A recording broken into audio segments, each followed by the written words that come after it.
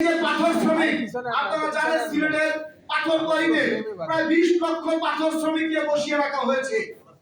আপনারা জানেন দীর্ঘকাল থেকে এই সনাতন পদ্ধতিতে এই পাথর কোয়ারিতে পাথর উত্তোলন করা হতো, কিন্তু বাংলাদেশে একটা তথাকথিত পরিবেশবাদীরা এটাকে ভেটো দিয়েছে, বলছে পাথর উত্তোলন করলে নাকি পরিবেশের বিপর্যয় হয়।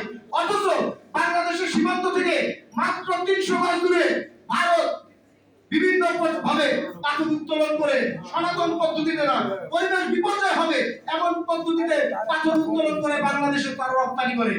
বাংলাদেশে বৈদেশিক মুদ্রার রিজার্ভ চলে যায় সেই এলসির মাধ্যমে ভারতে, ভারত থেকে বাংলাদেশ পাথর আমদানি করে মাত্র 300 গজ দূরে যে পাথর উত্তোলন করে, তবুও বাংলাদেশে পাথর উত্তোলন করতে দেয় না।